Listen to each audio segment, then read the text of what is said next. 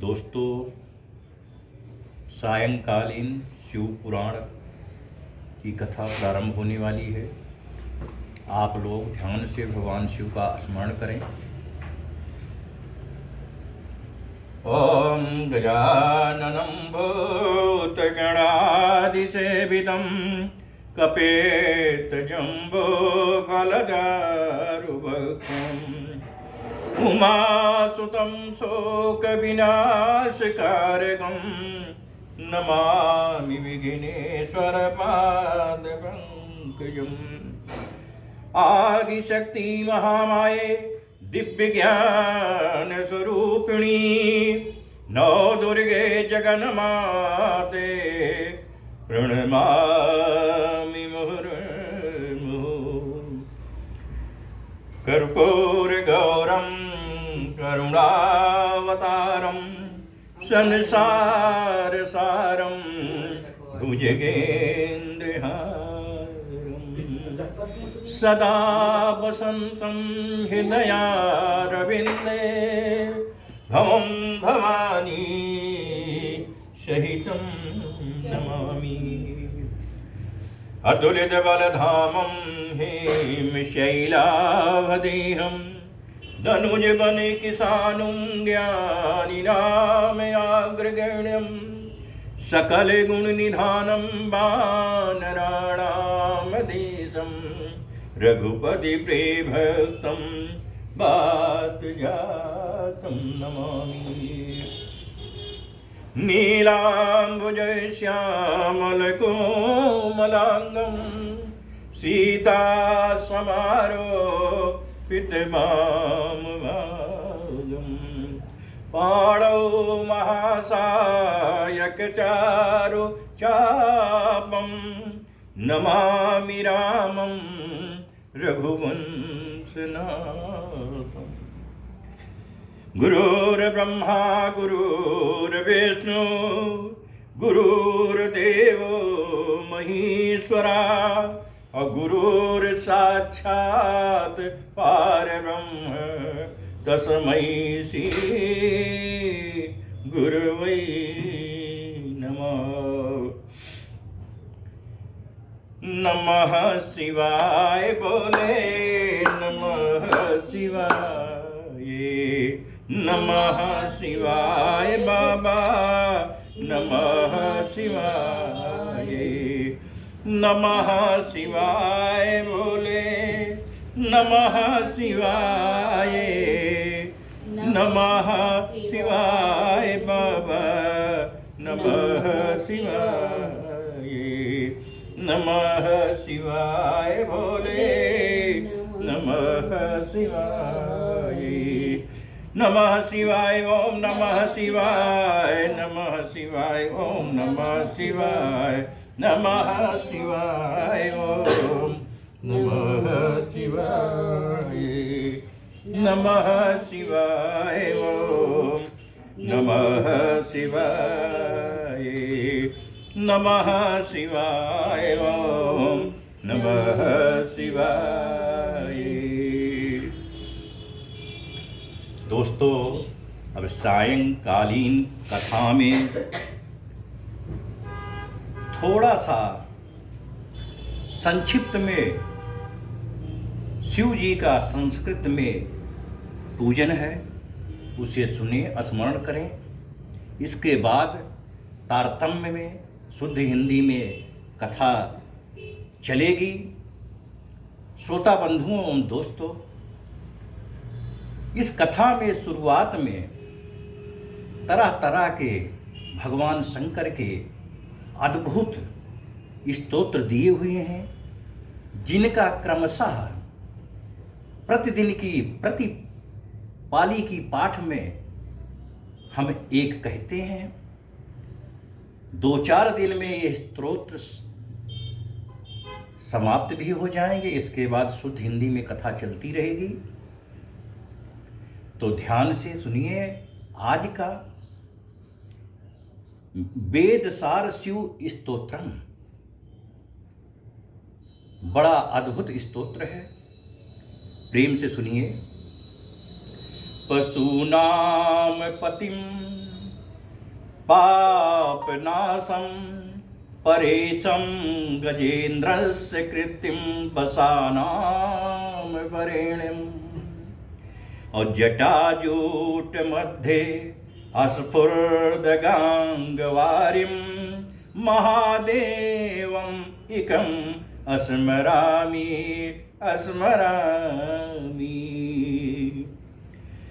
महेशं सुरेशं सुरारातिर्नाशं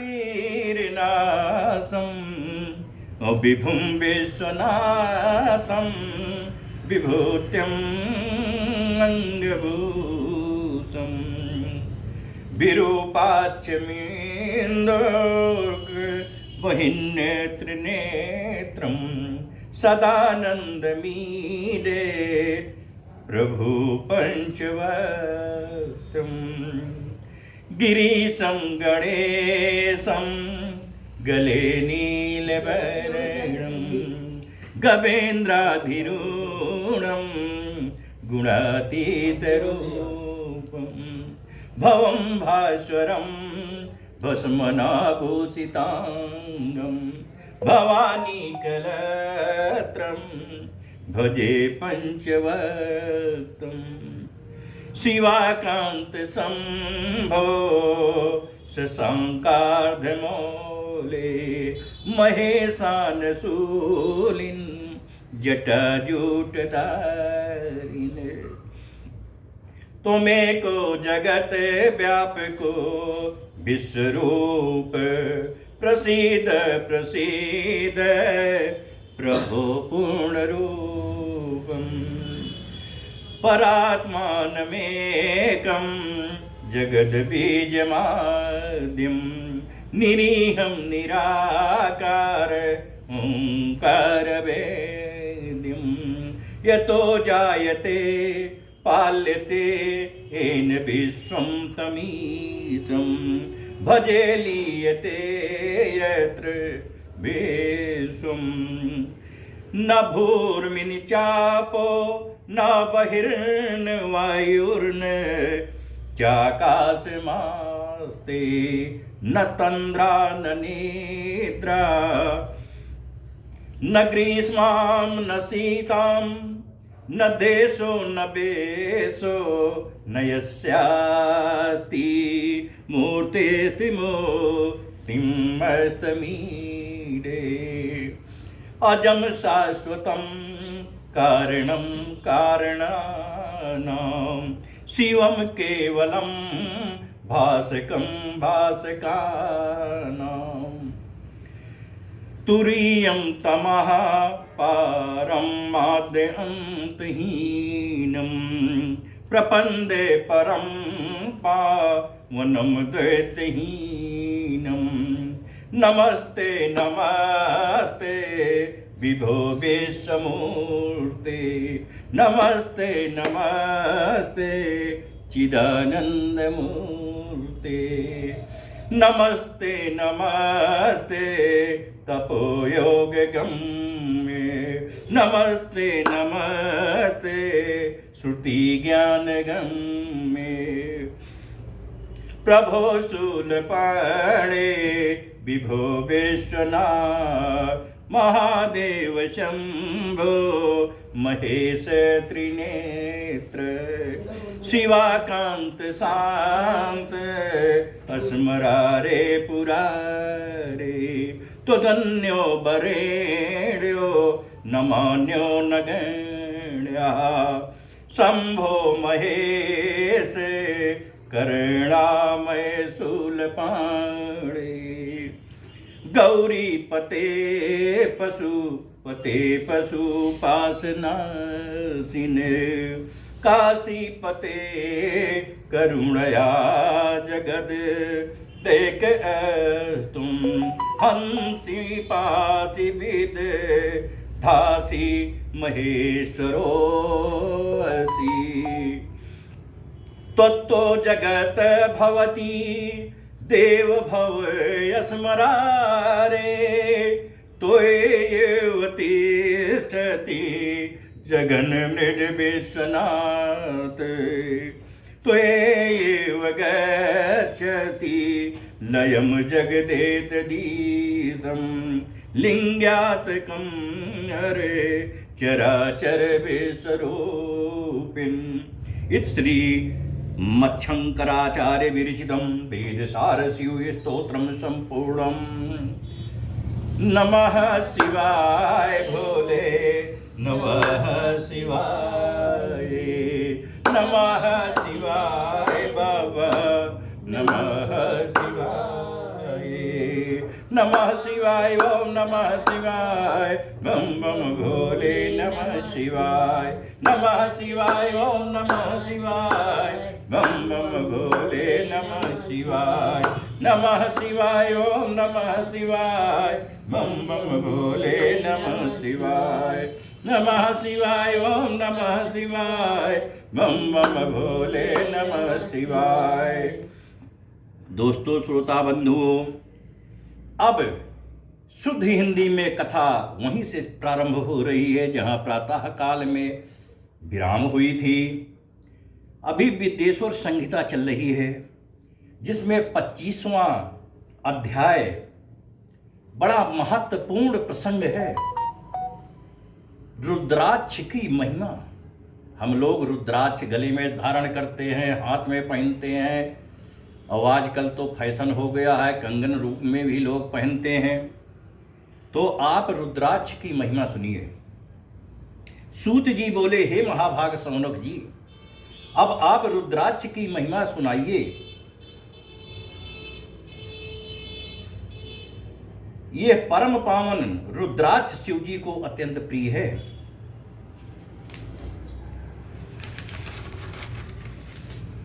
इसके दर्शन, स्पर्शन और जप से संपूर्ण पापों का नाश हो जाता है। हे मुनि, पूर्व काल में रुद्राक्ष की महिमा को देवी के आगे परमात्मा शिव जी ने लोक कल्याण की दृष्टि से इस प्रकार कहा था। शिव जी बोले, हे देवी महेशानी अर्थात पार्वती, जब पूर्व काल में सहस्त्रों वर्ष के तप के पश्चात भी मेरा मन संतुष्ट न हुआ, तब स्वतंत्र परमेश्वर मुझ लोकोपकारी ने लीलावत अपने जो नेत्र बंद कर लिए, तो उससे मेरे सुंदर नेत्र पुटों से कुछ मल की बूंदें पृथ्वी पर गिर पड़ी, तो उनसे यत्र तत्र रुद्राक्ष के वृक्ष उत्पन्न हो गए। मैंने उन स्थावरों को विष्णु भक्तों तथा चारों वर्णों को दे दिया। शिव जी के प्यारे हुए रुद्राक्ष गौड़ देश की भूमि में मथुरा, अयोध्या, लंका, मलयाचल, सह पर्वत, काशी तथा दूसरे देशों में भी श्रुतियों द्वारा प्रेरित हुए, जिनमें पाप समूहों के नाश की शक्ति विद्यमान थी। जैसे ब्राह्मण, क्षत्रिय, वैश्य और शूद्र मेरी ही आज्ञा से उत्पन्न हुए, वैसे ही पृथ्वी में रुद्राक्षों के भी शुभाक्ष आदि उनकी जाति के भेद मेरी ही आज्ञा से हुए। विद्वानों को इन्हें लाल, पीले और काले भेद से जानना चाहिए। अपने वर्ण के अनुसार मनुष्य क्रम से इन्हें धारण करे। भुक्ति मुक्ति इच्छुक इन्हें अवश्य धारण करें, तथा शिव भक्तों को तो उमा और शिव जी की प्रसन्नता के लिए इन्हें सदैव धारण करना ही चाहिए। जो रुद्राक्ष आंवले के समान है वो मध्यम है, तथा जो चने के समान होता है वो अधम कहा जाता है। हे महेश्वरी, बेर के समान होने वाला रुद्राक्ष लोक में सुख और सौभाग्य को बढ़ाता है। आंवले के समान हो तो वो सारे अरिष्टों का नाश करता है, और जो चौटनी अर्थात गुंजा फल के समान होता है उससे सर्वार्थ फलों की सिद्धि होती है। जैसे जैसे बड़ा होता हो वैसे ही वैसे अधिक फलदायक होता है। रुद्राक्ष धारण करने से सब पापों का नाश होता है। जिस रुद्राक्ष में स्वयं छिद्र हो वही श्रेष्ठ है, और जो मनुष्य द्वारा छेद कर माला के योग्य बनाया गया हो वो मध्यम है। बड़े से बड़े पाप रुद्राक्ष के धारण से नष्ट हो जाते हैं। 1100 रुद्राक्षों को धारण कर मनुष्य शिव रूप हो जाता है, और इसके संपूर्ण फल को 100 वर्षों में भी नहीं कहा जा सकता है। जो 550 रुद्राक्षों का मुकुट धारण करता है वो भक्तिमान पुरुषों में सबसे महान है। जो 360 रुद्राक्ष के दाने की 3 लड़ी करके यज्ञोपवीत धारण करता है वो भक्ति में तत्पर रहता है। शिखा में 3, बाम कान में 6 और दक्षिण में 6 रुद्राक्ष पहने, 101 कंठ में, 11 बाहों में, कूर पर और मणिबंध में। इसी प्रकार जो शिव भक्त अपने यज्ञोपवीत में 3 रुद्राक्ष धारण करता है और 5 कटी में धारण करता है वो शिव के समान स्तुत्य और प्रणाम करने योग्य है। इस प्रकार रुद्राक्ष धारण कर आसन पर स्थित हो शिव का उच्चारण करते हुए जो उनका ध्यान करता है उसके सारे पाप छूट जाते हैं। 100 या इससे अधिक 1000 तक की विधि कही गई है।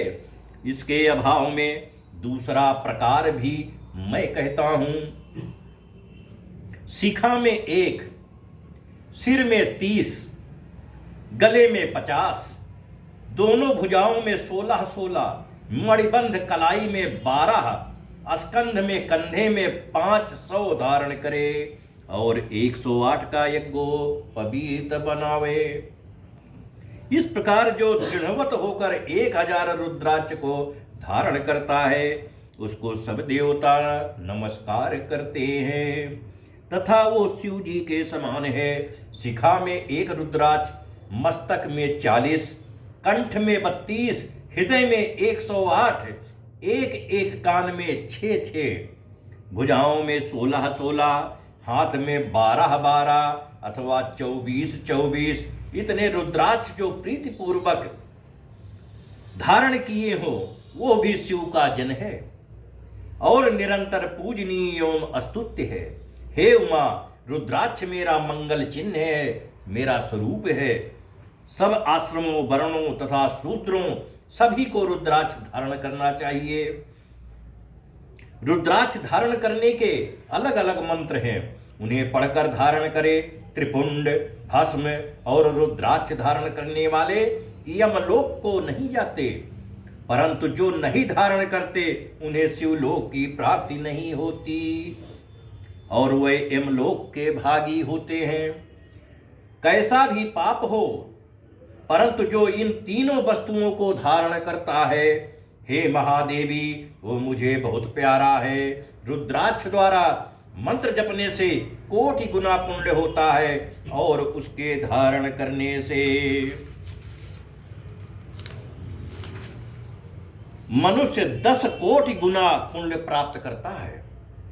हे देवी, त्रिपुंड सहित जिसके अंग में रुद्राक्ष होता है और जो मृत्युंजय का जापक होता है उसके दर्शन से शिव दर्शन का फल प्राप्त होता है। वो 5 देवताओं का विशेष प्यारा तथा सब देवों का प्रिय होता है। रुद्राक्ष की माला से सब मंत्रों का जप किया जाता है। विष्णुवादी देवताओं के भक्त भी इसे धारण करें और रुद्र भक्त तो अवश्य ही सर्वदा रुद्राक्ष को धारण करें। रुद्राक्ष के और भी कई भेद हैं, परंतु एक मुख वाला, साक्षात भुक्ति मुक्ति को देने वाला, शिव स्वरूप और ब्रह्म हत्यादि निवारक है। इससे सब कामनाएं सिद्ध होती हैं। 2 मुख वाले से गो हत्यादि पाप निवारण होते हैं। 3 मुख वाला साधनदायक, 4 मुख वाला स्वयं ब्रह्मा है और चतुर्वर्ग फलदाता है। कुल 14 मुख तक के रुद्राक्ष होते हैं जिनके अलग अलग महात्म्य हैं।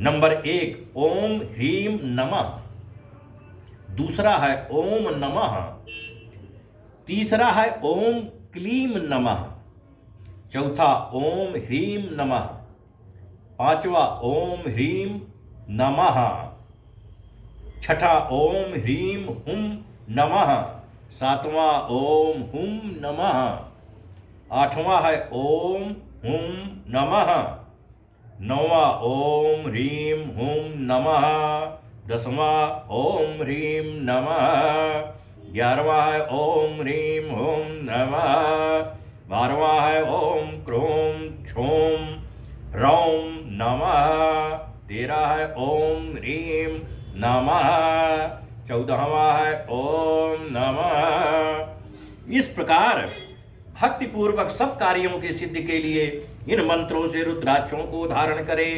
बिना मंत्र के रुद्राक्ष कदापि न धारण करे। रुद्राक्ष की माला वाले को देखकर भूत प्रेत पिशाच डाकिनी साकिनी और भी द्रोह करने वाले प्राणी दूर भाग जाते हैं। रुद्राक्ष मालाधारी को देखकर शिव और विष्णु बहुत प्रसन्न होते हैं। गणपति सूर्य तथा और भी दूसरे देवता प्रसन्न होते हैं। हे मुनीश्वर, जो इस परम मंगल स्वरूप रुद्राक्ष और भस्म के महात्म्य को नित्य श्रवण करेगा उसकी सभी कामनाएं पूर्ण होंगी और वो अंत में मोक्ष को प्राप्त होगा।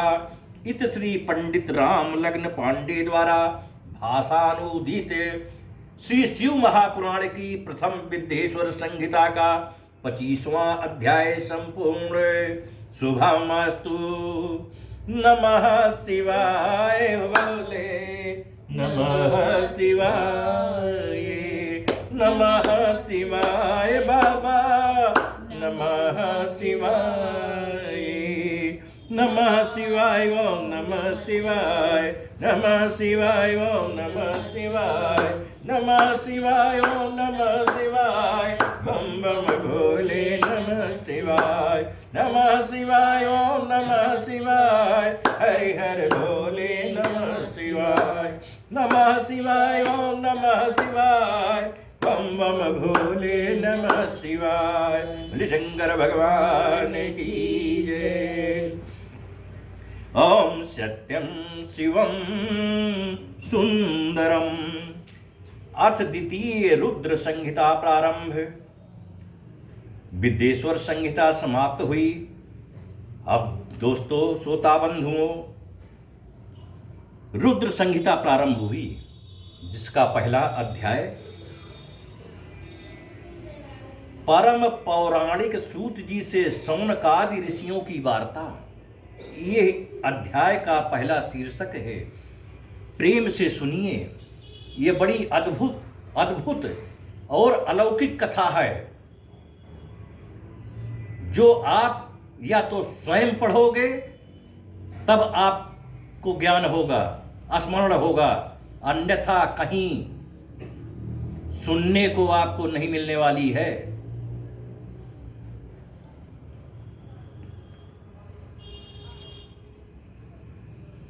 जो विश्व की उत्पत्ति, पालन और लय के एकमात्र कारण है, उन अनंत कीर्ति वाले गौरीपति, अचिंत रूप वाले निर्मल बोध स्वरूप, मायाश्रित किंतु माया से रहित शिव जी को मेरा बारंबार नमस्कार है। श्री व्यास जी ने कहा, शिव जी जगत के पिता और शिवाजी पार्वती जी माता तथा उनके पुत्र श्री गणेश जी को नमस्कार कर मैं इस संहिता का वर्णन करने चल रहा हूं। एक समय नैमिषारण्य में जब समस्त सौनकादि मुनियों ने परम भक्ति से सूत जी से यह प्रश्न किया कि शिव जी का सर्वश्रेष्ठ स्वरूप क्या है और पार्वती जी सहित उनका दिव्य चरित्र क्या है, लोक के कल्याणकर्ता श्री शंकर जी किस प्रकार प्रसन्न होते हैं और प्रसन्न होने पर वे क्या फल देते हैं तथा ब्रह्मा विष्णु महेश ये तीनों देवता शिव जी के अंग से उत्पन्न हुए हैं और इनमें महेश ही पूर्णांश हैं।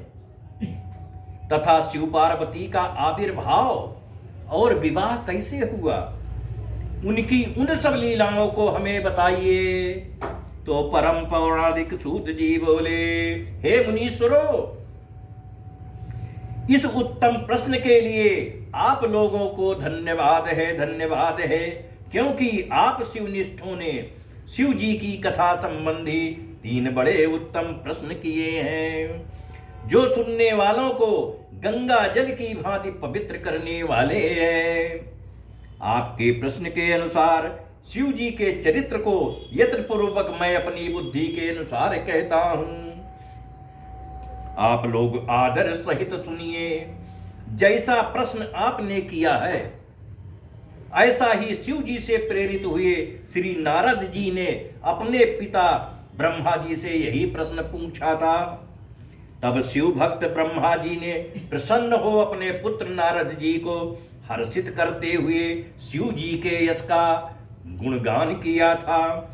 श्री व्यास जी कहते हैं कि जब सूत जी ने ऐसा कहा तो उनके इस वाक्य को सुनकर वे सब ब्राह्मण कुतूहल सहित उस संवाद को इस प्रकार पूछने लगे कि हे सूत जी, हे महाभाग, हे शिव भक्तों में उत्तम बुद्धि वाले, ये ब्रह्मा और नारद जी का संवाद कब हुआ था, जिसमें भवबंधन से छुड़ाने वाली भगवान शिव की लीला वर्णित है। हे तात, उनके प्रश्न के अनुसार ही हमें वो सब प्रेम से सुनाइए। इत श्री शिव महापुराण द्वितीय रुद्र संहिता का पहला अध्याय समाप्त हुआ। बोले शंकर भगवान की जय।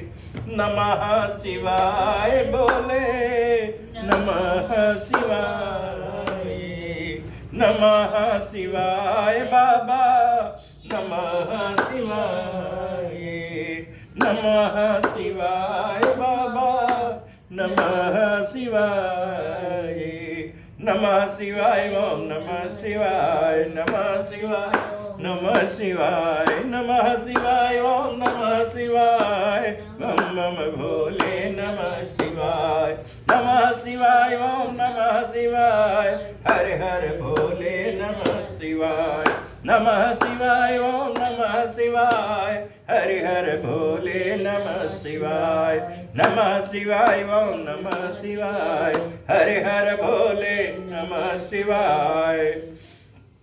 प्रेम से बोलिए हर हर महादेव।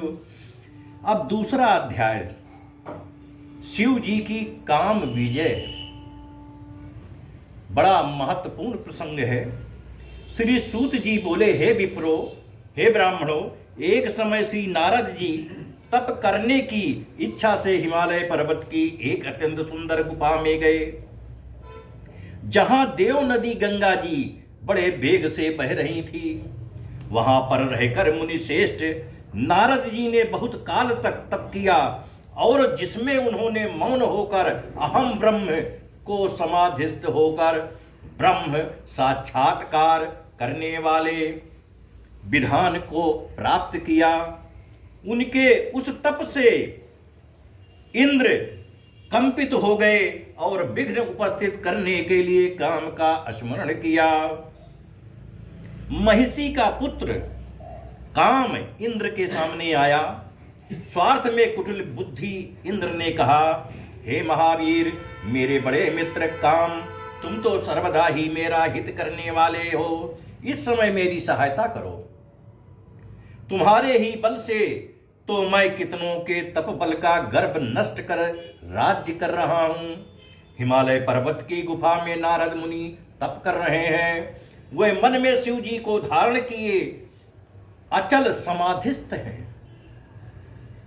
कहीं वे ब्रह्मा जी से मेरे राज्य की याचना न कर लें, अतः तुम उनके तप में विघ्न डालो। काम नारद जी का तप भंग करने चला। वहां पहुंचकर उसने अपनी संपूर्ण कलाओं की रचना की। बसंत ने मद से नाना प्रकार का प्रभाव दिखलाया, परंतु नारद मुनि के चित्त में कुछ भी विकार उत्पन्न नहीं हुआ और शिव जी की कृपा से इंद्र का घमंड नष्ट हो गया। कारण कि इसी स्थान पर पूर्व काल में शिव जी ने तप किया था और काम को जलाकर भस्म कर रति को वरदान दिया था और यह कह दिया था कि यहाँ पर काम का कुछ भी प्रभाव कभी नहीं होगा। तब अपनी गति को व्यर्थ हुआ देखकर कामदेव नारद जी से इंद्र के पास स्वर्ग में चला गया। इंद्र विस्मित हो नारद जी की प्रशंसा करने लगे। शिव जी की इस कृपा से नारद जी फिर कुछ काल तक वहां तप करते रहे। पश्चात काम को जीत कर नारद जी गर्वित हो गए और शिव जी की माया से मोहित अज्ञानियों के समान उस वृत्तांत को कहने के लिए कैलाश पर्वत पर शिव जी के पास पहुंचे। नारद जी ने रुद्र को प्रणाम कर अभिमान से अपना सब वृत्तांत कह सुनाया और अपने को महात्मा और प्रभु समझा। इस पर रुद्र जी ने कहा, हे तात नारद, तुम धन्य हो, परंतु यह बात जो तुमने मुझसे कही है इसको हरि भगवान के आगे मत कहना और उनके पूछने पर भी तुम इस वृत्तांत को गोपनीय ही रखना और किसी प्रकार भी प्रकाशित न करना। ऐसे तुम मेरे अत्यंत प्रिय विष्णु भक्त मेरे अनुगत होते हैं, इसी कारण मैं तुम्हें इतना समझा रहा हूं। किंतु शिव जी की माया से मोहित नारद जी ने इस बात को अपने लिए कल्याणकारी नहीं समझा और होनहार बलवान होनहार की प्रबलता से जिसकी कर्म गति को विद्वान भी नहीं समझ सकते और शंकर भगवान की उस इच्छा का मनुष्य निवारण नहीं कर सकता, वह भी न कर सके और वह मुनिश्रेष्ठ ब्रह्मलोक को चले गए। वहां जाकर ब्रह्मा जी को नमस्कार कर उन्होंने अपने तपोबल से कामजय को कहा। ब्रह्मा जी ने इस बात को सुनकर शिव जी के चरणों में प्रणाम किया और फिर सब कारण जानकर अपने पुत्र को पुनः ऐसा कहने के लिए निषेध किया, परंतु ब्रह्मा जी के कहने पर भी नारद जी ने उस पर ध्यान न दिया, क्योंकि उनके मन में मद रूप अंकुर उत्पन्न हो गया था। लोक में शिव जी की जैसी इच्छा होती है वैसा ही होता है, क्योंकि उनके अधीन यह सब जगत है और उनकी ही आज्ञा में सब स्थित है। नष्ट बुद्धि वाले मदांकर मन वाले नारद जी अपना वृत्तांत कहने के लिए शीघ्र ही विष्णु